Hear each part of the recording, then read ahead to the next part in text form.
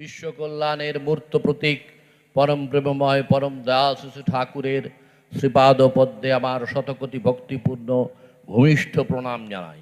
পরমারাধ্যা জগজ্জননী লক্ষ্মী স্বরূপিণী শ্রী শ্রী বড়মার শ্রীচরণে আমার শতকোটি ভক্তিপূর্ণ ভূমিষ্ঠ প্রণাম।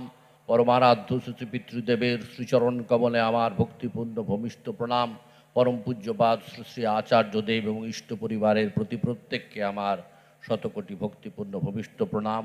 মঞ্চবিষ্ট আজকের এই সভার সভাপতি মাননীয় দ্বিজেনবাবু, শ্রী শ্রী ঠাকুরের পবিত্র পাঞ্জাধারী বিশিষ্ট কর্মীবৃন্দ, বিশেষত আজকের বিশেষ অতিথি যিনি দেওঘর থেকে এসেছেন, আমাদের মুখপাত্র আলোচনার সম্পাদক শ্রী শিবপ্রসাদ ঘোষ, হাইকোর্টের বিচারপতি শ্রদ্ধেয় অপূর্ব সিংহ রায় এবং অন্যান্য বিশিষ্ট ব্যক্তিবর্গ যারা মঞ্চে আছেন, এবং সামনের সারিতে পেছনের সারিতে যেসব দাদারা মায়েরা, ইষ্টপ্রাণ দাদারা মায়েরা, ছোট ছোট ভাই বোনেরা রয়েছেন, তাদের প্রতি প্রত্যেককে আমি আমার সশ্রদ্ধ ভক্তি বিনম্র জয়গুরু এই বড়দিনের এবং আসন্ন শুভ ইংরাজি নববর্ষের শুভেচ্ছা জানাই। এই সিঙ্গুর অঞ্চলের আগেও আমি একাধিকবার বেশ কয়েকবার এসেছি। আজকের এই মাঠে যার নামাঙ্কিত সুরেন্দ্রনাথ মল্লিকের কথা হলো, তিনি একজন স্বাধীনতা সংগ্রামী, তার নামাঙ্কিত এই যে ময়দানে এখানে এই প্রথম এরকম সমাবেশ হচ্ছে, সেখানে উপস্থিত হতে পেরে আপনাদের সঙ্গে মিলিত হতে পেরে আমি নিজেকে সত্যি ভাগ্যবান মনে করছি। আমার সম্বন্ধে অনেক কথা সঞ্চালক মহাশয় বললেন, চিকিৎসক, অধ্যাপক, কর্মী ইত্যাদি। আমি কিছুই না, আমি পরম দয়ালের এক দিন অকৃতি সেবক, যার জীবনের এক সংকটময় মুহূর্তে পরম দয়াল শ্রী ঠাকুরের অহেতুক কৃপা তাকে পুনর্জীবন পেতে সাহায্য করেছিল। আমার গুরুজনেরা এই হুগলি জেলারই বাসিন্দা ছিলেন। আমার মায়ের বাবা, কাকা, তারা এইখানে কাছেই খানপুরের কর্মী। একটু আগে দিলীপ দার সঙ্গে দেখা হলো। খানপুরের সন্নিকটে দশঘরা বলে একটি গ্রাম আছে, সেই দশঘরা হুগলি জেলার একটা বর্ধিষ্ণু গ্রাম। সেখানে পূর্বপাড়ার রায় পরিবারে আমার মায়ের বাবা ঈশ্বর বিজয়কৃষ্ণ রায়, তিনি একসময় সৎসঙ্গের পাবলিশিং এবং রসৈসনা মন্দিরের ম্যানেজার ছিলেন। তিনি এখানে বসবাস করতেন সপরিবারে। তার পারিবারিক অবস্থা এমন দাঁড়ায় যে মানে ম্যাট্রিকুলেশন পাশ করার পরে তিনি আইএ বা আইএসসি কিছু একটা পড়বেন ভেবেছিলেন। আইএসসির মানে মাইনের ফি 1 টাকা বেশি বলে তিনি আইএতে ভর্তি হন, কিন্তু এখানকার স্কুলের অন্যতম সেরা ছাত্র তিনি ছিলেন এবং সেই আইএটাও তিনি কমপ্লিট করতে পারেননি। এমনি অনেক জমি জায়গা ছিল, কিন্তু তখন চাষবাসে তো সবসময় সমান রকম আয় ব্যয় হতো না। তার বাবার অনেক ধার পড়ে গেছিল। তিনি কলকাতায় জিইসি কোম্পানিতে চাকরিতে জয়েন করেছিলেন এবং সেইখানে চাকরি করতেন এবং এখান থেকে যাতায়াত করতে করতে একসময় শ্রী ঠাকুরের একনিষ্ঠ ভক্ত এবং তার লীলা পার্ষদ অনন্ত মহারাজের সংস্পর্শে আসেন এবং অনন্ত মহারাজকে কীর্তনরত অবস্থায় তিনি স্পর্শ করার সুযোগ পান এবং তার মধ্যেই তার যে জীবনের বৈধানিক পরিবর্তন হয়েছিল তাকে কেন্দ্র করেই তিনি পাবনা আশ্রমে যান এবং ওই অনন্ত মহারাজের মাধ্যমেই আমার দাদামশাই এবং দিদিমার দীক্ষা হয় এবং তাদের প্রথমে সন্তানাদি বাঁচছিল না। আমার মা যখন গর্ভে আসেন তার আগে শ্রী ঠাকুরের আর এক লীলা পার্ষদ কিশোরী মোহন দাদু, কিশোরীর দাদুই আমরা বলতাম, তিনি একটা স্বপ্ন দেখেছিলেন। ঠাকুরকে তিনি সেই স্বপ্নটা বিবৃত করেছিলেন যে আমি একটা জলাভূমির মধ্যে আটকে পড়েছি, চারিদিকে মড়া কতগুলো ভেসে আসছে, সেই মড়াগুলোর মধ্যে একটা কেউ ক্ষীণ স্বরে যেন বাঁচাও বাঁচাও বলছে। আমি দেখলাম একটা বাচ্চা মেয়ে, সে বাঁচতে চাইছে। আমি ওইখানেই আপনাকে পূর্ণাবয় মূর্তিতে দেখতে পেলাম এবং আপনার কাছে প্রার্থনা করলাম যে আমি কি করব। তখন আপনি বললেন দুর্গাকে দিয়ে দেখা। তো সেই তারপরে আমার মা গর্ভে আসেন এবং আমার মা গর্ভে থাকাকালীন শ্রী ঠাকুর তার একনিষ্ঠ সেবক ভগীরথ দাকে প্রত্যেক গর্ভের প্রত্যেক মাসে বিশেষ ধরনের ওষুধ তৈরি করে করে দিতেন। তারপরে আমার মায়ের জন্ম হয়। পরবর্তীকালে আরেকটি সন্তান হয়েছিল, কিন্তু সেই সন্তানটা বাঁচেনি এবং আমার মায়ের বিবাহের ব্যবস্থাও শ্রী ঠাকুর করেছিলেন। তার একনিষ্ঠ ভক্ত পরমেশ্বর পালদার মাধ্যমে যোগাযোগের হয়েছিল। এই যে নতুন যে আলোচনা প্রসঙ্গে 23তম খণ্ড বেরোলো, সেটা পড়তে পড়তে দেখলাম যে 298 পাতাতে আছে যে আমার দিদিমা শ্রী ঠাকুরের কাছে গেছেন, তার নাম দুর্গা মা, মানে দুর্গা রায়, লেখা আছে দুর্গা মা ব্র্যাকেটে রায়। তিনি ঠাকুরের কাছে এসছেন আমার বাবাকে সঙ্গে নিয়ে, মানে তার জামাই, একমাত্র জামাই। তিনি ঠাকুর বলছেন মেয়ের বিয়ে দিলে শাশুড়িদের দুরকম লাভ, মেয়ের বিয়েও হলো আবার ছেলেও পেয়ে গেল, আর ছেলে যে ছেলে না, একবারে মানুষ করা ছেলে। আমার বাবার সম্বন্ধে তিনি বলছেন। মূল ব্যাপারটা হচ্ছে যে এইভাবে তিনি দয়া করে আমার মাকে বাঁচিয়েছিলেন এবং পরবর্তীকালে আমার জীবনের এক সংকটময় মুহূর্তে তখন ওখানকার চিকিৎসকরা, ধীরেন দাদু, ননী দাদু ইত্যাদিরা আমাকে চিকিৎসা করা তো দূরের কথা, একবার দেখতে যাবার ইচ্ছা পর্যন্ত ত্যাগ করেছিলেন। তখন শ্রী ঠাকুরের কাছে আমার মায়ের মা পিসিমারা প্রার্থনা করেন এবং তারপরে ঠাকুরের দয়ায় প্যারিদাকে তিনি পাঠান এবং আমাকে সুস্থ করেন। ইনফ্যাক্ট তিনি যখন বলেন কথাটা, তখনই আমি সুস্থ হয়ে যাই। আর এই হুগলি জেলার বিভিন্ন এলাকাতে বিভিন্ন সময় আমি অনেক অনুষ্ঠানাদিতে এবং অনেক কাজের সঙ্গে যুক্ত থাকার চেষ্টা করেছি। আর এই যে আজকে শ্রী ঠাকুরের জীবন আদর্শ, একটু আগে অল্প বয়সী ছেলেরা খুব সুন্দরভাবে ঠাকুরের ভাবধারার কথা বলছিল, তখন আমার মনে পড়ে যাচ্ছিল যে আমাদেরকেও শ্রী পিতৃদেব খুব অল্প বয়স থেকেই, আমাদের যখন 22, 23, 24 বছর বয়স, তখন থেকেই আলোচনা ঠাকুরের কথা বলার জন্য অনুপ্রাণিত করতেন। তিনি আমাকে অনেকবার বলেছেন, তুই ঠাকুরের কথা ভালোই বলিস, আরও ভালো করে বলার চেষ্টা করবি। তো জীবন আদর্শের একটি কথা, আমি তখন দীক্ষা দিতে বসে, একজনের দীক্ষা হলো আমার মাধ্যমে, একটি ছেলে বলছিল, তার নামটা আমার মনে নেই, যে শ্রী ঠাকুর বলছেন যে সত্তা সচ্চিদানন্দময়, অসৎ নিরোধী সতই। একটু আগে আপনারা যারা প্রথম থেকে আছেন তারা নিশ্চয়ই এটা শুনেছেন। সৎ, চিত এবং আনন্দ, এই তিনটি বিষয় সে বিশ্লেষণ করে বলছিল। আমাদের প্রত্যেকটি সত্তা বেঁচে থাকতে চায়, বেড়ে উঠতে চায়, এই সৎ, চিত এবং আনন্দের মধ্যে দিয়ে অগ্রসর হতে চায়। শ্রী ঠাকুর এটা বিশদভাবে বর্ণনা করে বললেন, সত্তা সচ্চিদানন্দময়, অসৎ নিরোধী সতই, সচ্চিদানন্দের পরিপোষক যা তাই ধর্ম, ধর্ম মূর্ত হয় আদর্শে, আদর্শে দীক্ষা আনে অনুরাগ, অনুরাগ আনে বৃত্তি নিয়ন্ত্রণ। Life is instinct with existence, consciousness and blissful becoming, normally resisting evil. That which nurtures to existence, consciousness and blissful becoming is dharma. Dharma is embodied in the living ideal of the present. Initiation to the living ideal begets adherence, and adherence brings adjustment of complexes. এই বৃত্তি নিয়ন্ত্রণ আমাদের জীবনে একান্ত জরুরি। একটু আগে পূর্ববর্তী বক্তা যে কথা বলছিলেন যে কম ভুলওয়ালা মানুষ, আমরা যদি বৃত্তিকে ঠিকমতো নিয়ন্ত্রণ করতে পারি তাহলে আমাদের চলার পথে ভুলটা কম হয়। আমরা সকলেই বেঁচে থাকতে চাই এবং বেড়ে উঠতে চাই। আমরা জানি জন্মিলে মরিতে হবে, অমরকে কথা কবে, এটা মাইকেল মধুসূদন দত্তের একটা বিখ্যাত কবিতার অংশ। আমরা জানি যে জাতকস্যি ধ্রুবা মৃত্যু, জন্মের মানুষকে মরতেই হবে। কিন্তু আমাদের অন্তঃসত্ত্বা যে কথা বলে সেটা কবিগুরু রবীন্দ্রনাথের প্রাণ নামক কবিতাতে উদ্ধৃত হয়েছে। রবীন্দ্রনাথ বলছেন যে মরিতে চাহি না আমি সুন্দর ভুবনে, মানবের মাঝে আমি বাঁচিবারে চাই, এই পুষ্প করে এই সুন্দর কাননে, জীবন্ত হৃদয় মাঝে যদি স্থান পাই। আমরা সকলেই বেঁচে থাকতে চাই, বেড়ে উঠতে চাই, সর্বতোভাবে এবং ক্রমান্বয়ে। এই বেঁচে থাকা এবং বেড়ে ওঠার আকুতি প্রত্যেকটি জীবিত সত্তার মধ্যে তার তার বৈশিষ্ট্য অনুযায়ী প্রতিভাত হয়ে আছে। বাঁচতে চায় না এমন তোর কোনো মানুষ নেই, সে যে বাদের বাদী হোক না কেন, প্রত্যেকটি সত্তাই বেঁচে থাকতে চায় এবং বেড়ে উঠতে চায় সর্বতোভাবে ক্রমান্বয়ে। এই যে সঙ্গীত সৃষ্টি, এই যে সাহিত্য সৃষ্টি, এই যে ছবি আঁকা, সব কিছুর মধ্যে কিন্তু মানুষ চায় যে আমি যখন চলে যাব তখনও যেন আমাকে মানুষ মনে রাখে।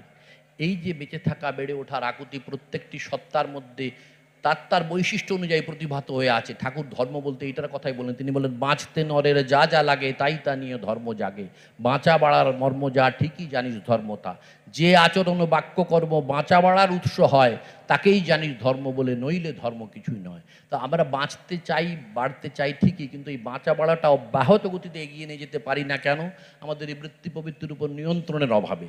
বৃত্তি প্রবৃত্তির উপর নিয়ন্ত্রণ থাকে না বলে আমরা অনেক সময় কি করব না করব, কি ভাবে আনন্দ পাবো তাতে খেতে সিগারেট খেতে শুরু করি, কেউ মদ খেতে শুরু করি, কেউ পান পরাগ নানান রকম মশলা খেতে শুরু করি, ওইটার মাধ্যমে আমি আনন্দ পাবার চেষ্টা করি।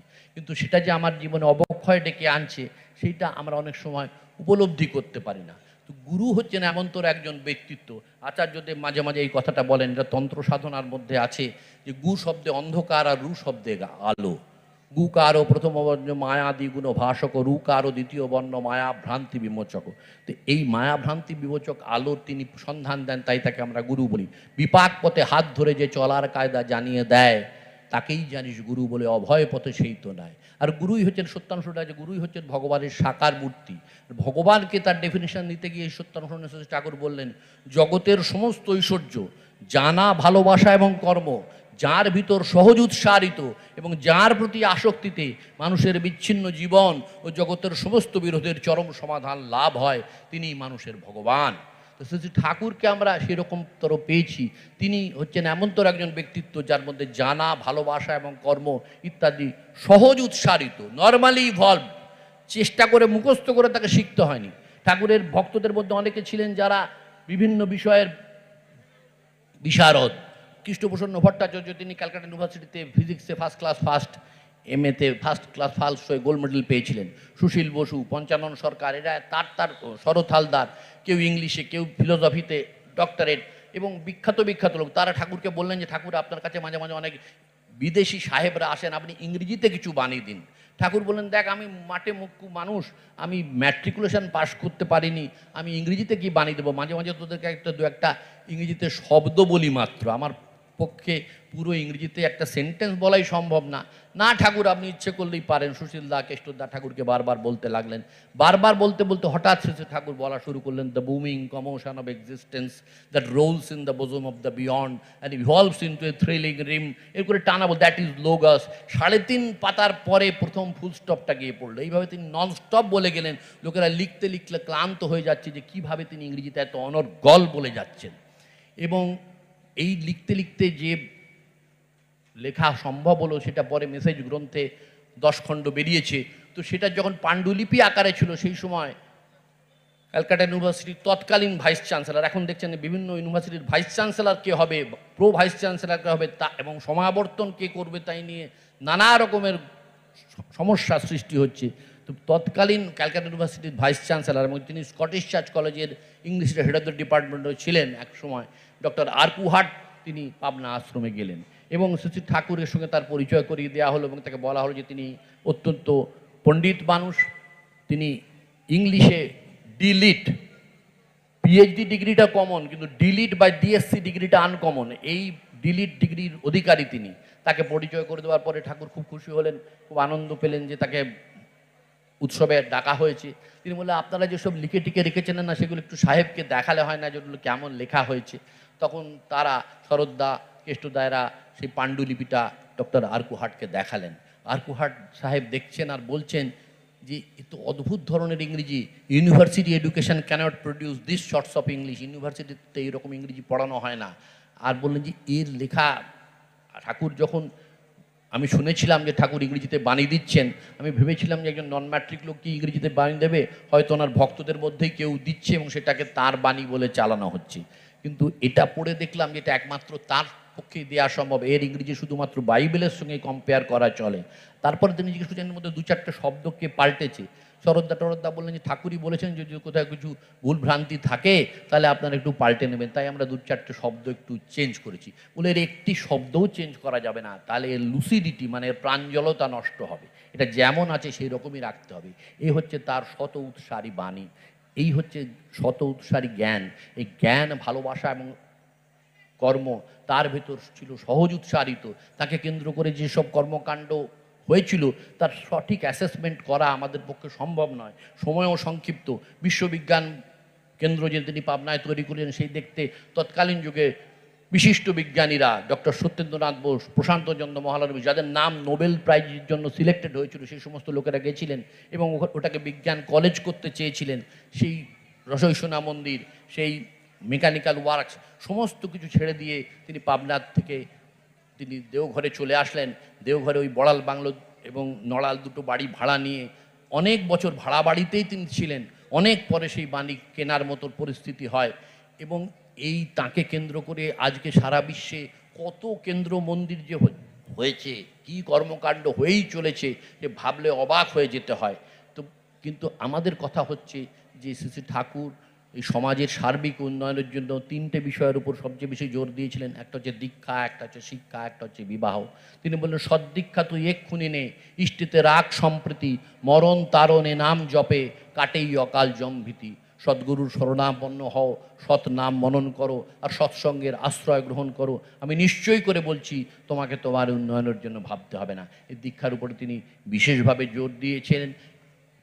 দাদা প্রত্যেকটা ঋত্বিক কনফারেন্সে মাঝে মাঝে আসলে তিনি দ্বিতীয় দিন আসতেন। সৎসঙ্গ সম্পাদক কার্তিক দাকে জিজ্ঞাসা করতেন যে এবার কত দীক্ষা হয়েছে। কোনোবার 2 লাখ, কোনোবার 3 লাখ, কোনোবার 5, 7, 10 লাখও দীক্ষা হয়েছে। তিনি শুনে খুব খুশি হতেন, বলে আমার খুব আনন্দ হয়েছে, আপনারা ঠাকুরের কাজ এত সুন্দরভাবে করেছেন, এত লক্ষ লক্ষ মানুষ দীক্ষা নিয়েছে। কিন্তু ভাববেন, চিন্তা করবেন, ঠাকুর বলেছেন দীক্ষা নিয়ে নিয়ম মতো চললে তবে হয় উন্নত। দীক্ষা নিয়ে অনেকে ভাবে হাতের জল শুদ্ধ হয়ে গেল, এবার যা করার গুরুই করবেন, তা কিন্তু চলবে না। কৃপা মানে করে পাওয়া, করার মধ্যে দিয়ে আমাদের প্রাপ্তি হবে। ধরো করো হও পাও, একটু আগে ছোট ছোট ছেলেরাও ওই কথাটাই বলছিল যে ধরো করো হও পাও, এটা হচ্ছে ঠাকুরের ফল বলা।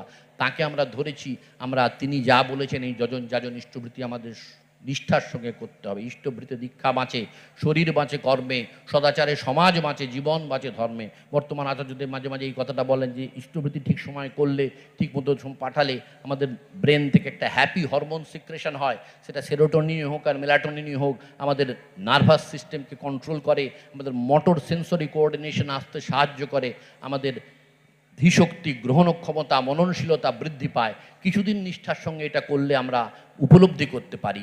যজনের মূল যদি হচ্ছে আজ্ঞাচক্রে মন সন্নিবিষ্ট করে নাম করা। তিনি বললেন, নাম করো আর মনন করো ইষ্টের যত গুণাবলী, ভাবে কাজে মৎস্য করো, গুণে জ্ঞানে হবেই বলি। নামের মতো নাইকো জিনিস, শিষ্টাচারে করলে নাম, নাম নামি আর গুণ ব্যঞ্জনায়, সাধলে সিদ্ধি হয় না বাম। যেখানে মনসন্নিবিষ্ট করে আমাদের নাম করার কথা, সেখানে পিনিয়াল এবং পিটিউটারি বলে 2টি গ্ল্যান্ড থাকে ওই আজ্ঞাচক্রের ভেতরে।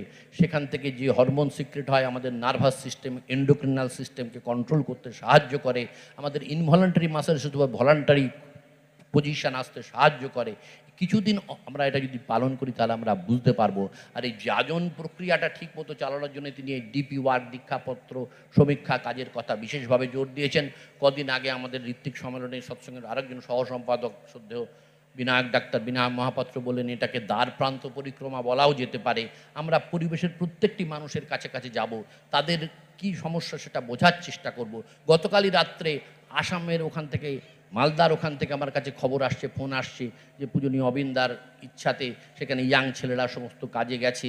অনেক বাড়িতে গিয়ে কেউ কেউ নার্ভের প্রবলেমের পেশেন্ট পাচ্ছে, কোথাও টিউমার হয়েছে সেরকম পেশেন্ট পাচ্ছে, তাদেরকে কলকাতায় আনার কথা হচ্ছে, পিজি হাসপাতালে ভর্তি হওয়ার কথা হচ্ছে। ওই জন্য আমি আজকে আসার সময় আমার পরিচিত ছিল, তাও আমি তার সঙ্গে আরেকবার ভালো করে আলাপটা ঝালিয়ে আসলাম।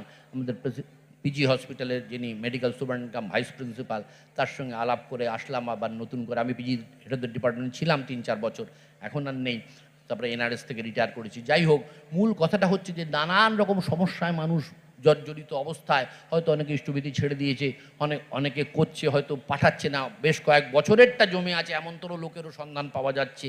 আবার করতে গিয়ে তাদের পারিবারিক সমস্যা, মানসিক সমস্যা, আমাকে আরেকজন ফোন করে জানালো যে ফ্রাস্ট্রেশনে প্রায় সুইসাইড করতে যাওয়ার মতো পরিস্থিতি। এই ডিপি ওয়ার্কের মাধ্যমে তাদের সন্ধান পেয়ে তাদেরকে ভালো করেছে। কালকেই আমি মধ্যমগ্রামে একটা জায়গায়, সময় জানি না কতক্ষণ, একটা ঘটনার কথা বলে বক্তব্য শেষ করি, বলেই যাচ্ছি হয়তো, কিন্তু যাই হোক, আমারই মাধ্যমে দীক্ষিত একটি ছেলে, তার নাম তাপস, সে এখন ছেলে আর নয়, সে অনেক বড় হয়ে গেছে। তার ছেলে ডাক্তারি পাশ করেছে, ছেলে ডাক্তারি পাশ করে এখন তার ছেলেও আমার মাধ্যমে দীক্ষিত, এখন ন্যাশনাল মেডিকেল কলেজে সে এমডি করছে, মানে এমএস করছে অর্থোপেডিক্সে।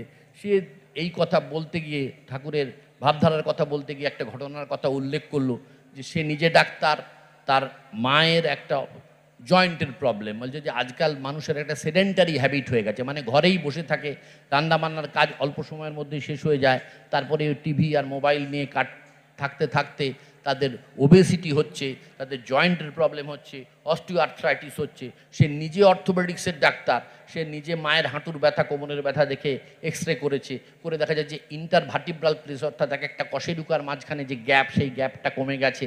হাঁটুর দুটো হাড়, উপরেরটা ফিমার নিচেরটা টিবিয়া, তার মাঝখানে যে জয়েন্ট স্পেস সেটা কমে গেছে এবং তার মায়ের হাঁটতে চলতে অসুবিধা হচ্ছে।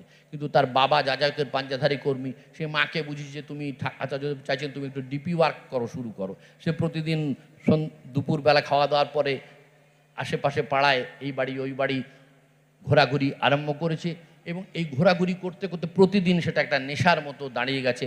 কয়েক মাস এরকম ঘোরাঘুরি করার পরে দেখা গেল তার কোমরের ব্যথা, হাঁটুর ব্যথা তো কমেইছে। এবং যেটা আশ্চর্যের বিষয় সেটা হচ্ছে, সেই ছেলেটি বলল, সে নিজে একজন অর্থোপেডিক্সে এমএস ফাইনাল দিতে চলেছে। সে বললো যে আমি এক্সরে করে আবার দেখলাম যে ওই স্পেস, জয়েন্টের মাঝখানে স্পেস বা ভার্টিব্রার মাঝখানে স্পেস আবার নর্মাল হয়ে গেছে। তো ব্যাপারটা হচ্ছে যে তার এই আশীর্বাদের মধ্যে দিয়ে আমরা অনেক কিছু পেতে পারি, অনেক কিছু উপলব্ধি করতে পারি।